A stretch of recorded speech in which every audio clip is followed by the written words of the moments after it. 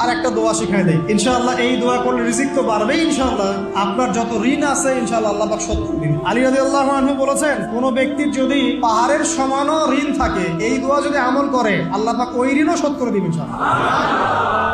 ঋণ কেমন জানেন? ওই যে এখন মানুষ ঋণ নিচ্ছে 1 কোটি টাকা ব্যাংক থেকে, 2 কোটি টাকা ব্যাংক থেকে, কত বছর, 10 বছরের জন্য, 20 বছরের জন্য বাড়ি করছে, তাই না? তার ধারণা এমন যে সে মারা গেলে তার ঋণটা কেউ না কেউ শোধ করে দিবেই দিবে। আর আল্লাহর রাসূল কি বলছেন দেখেন, একজন মারা গেছেন, নবী সাল্লাল্লাহু আলাইহি ওয়াসাল্লামের সময় একজন মারা গেছেন, তো নবী করিম সাল্লাল্লাহু আলাইহি ওয়াসাল্লাম বলছেন, এই ব্যক্তির কি কোনো ঋণ আছে? একজন সাহাবী বলেন, হ্যাঁ ইয়া রাসূলুল্লাহ, ঋণ আছে। নবীজি বললেন, তোমরা ওর জানাজা পড়ো, আমাকে ডেকো না, আমি জানাজা পড়তে চাচ্ছি না, আমি এখন কেমন করে আপনাকে বুঝাবো ঋণ কত ভয়ঙ্কর জিনিস। তারপরে একজন এসে বললেন, ইয়া রাসূলুল্লাহ, আমি তার ঋণ শোধ করে দিব, তার যা ঋণ আছে আমি শোধ করে দিব। তখন নবী এসে জানাজা পড়লেন। তো আপনার এই কোটি কোটি টাকা ঋণ শোধ করার লোক তো রেডি আছে নাকি? আছে না?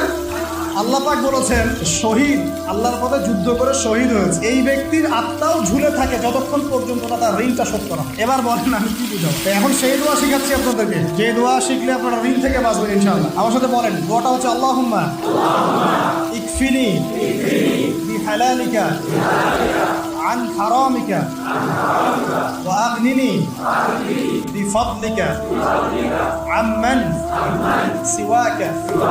এই দোয়াটা ছোট না, এটা মুখস্থ করবেন, সিজদায় পড়বেন, নামাজে সিজদায় পড়বেন, আত্তাহিয়াতু দরুদ শেষ তারপরে পড়বেন, নামাজ শেষে হাত তুলে করবেন, যখন তখন শেষ রাত্রে করবেন, ইনশাআল্লাহ দেখবেন আপনার ঋণ বলতে কিছু থাকবে না ইনশাআল্লাহ। যদি থাকেও, বড় কোনো ঋণ থাকেও, আল্লাহ পাক অন্য কোনো মাধ্যমে এটা শোধ করার ব্যবস্থা করে দিবেন ইনশাআল্লাহ।